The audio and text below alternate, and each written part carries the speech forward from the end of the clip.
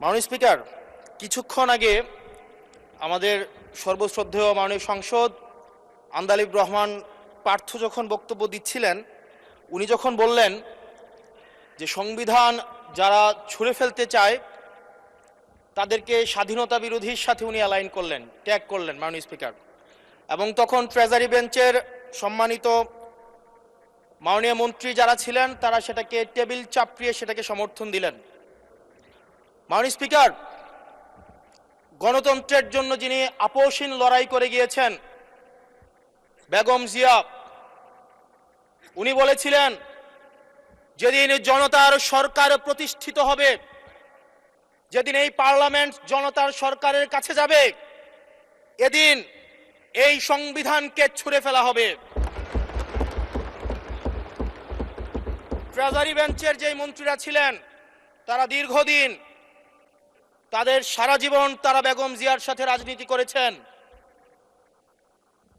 এই সংবিধান ছুঁড়ে ফেলার সাথে স্বাধীনতা যুদ্ধাপরাধীর অ্যালাইন করার যেটার হাততালি তারা দিয়েছেন, সেটির মধ্য দিয়ে বেগম জিয়াকে তারা মূলত অপমান করেছেন কিনা তারা সেটা ভেবে দেখবেন। মাননীয় স্পিকার, আমি বক্তব্য দেওয়ার জন্য অনেক কিছু রেডি করে নিয়ে এসেছিলাম। আমরা আইনমন্ত্রী বলেছেন রুশু পড়ার জন্য, তারপরে হবস পড়ার জন্য, মদিনা সনদ পড়ার জন্য পড়েছিলাম, কিন্তু আন্দালিব রহমান পার্থ সাহেব যে বক্তব্য দিয়েছেন, আমরা ক্লাস 8-9-এ যে ডিবেট করতাম সেটি রিভার্টাল দিলে 20 মিনিট সময় লাগবে। মাননীয় স্পিকার, আমি ওনার বক্তব্যের রিভার্টাল দিচ্ছি। উনি বলেছেন যে আমি কোট করছি, উনি বলেছেন ৭২-এর সংবিধানের কিছু কিছু বিষয়কে ওনারা সম্মান দিয়েছেন। তার মানে কিছু কিছু বিষয়কে ওনারা সম্মান দেয় নাই। তার মানে এই অভ্যুত্থানের পরে এই সংবিধানের কিছু অংশ ওনারা মেনেছেন, কিছু অংশ ওনারা মানেন নাই। ওনারা কেবল ওই অংশটাই মেনেছেন যে অংশটা ওনাদের পক্ষে গিয়েছে,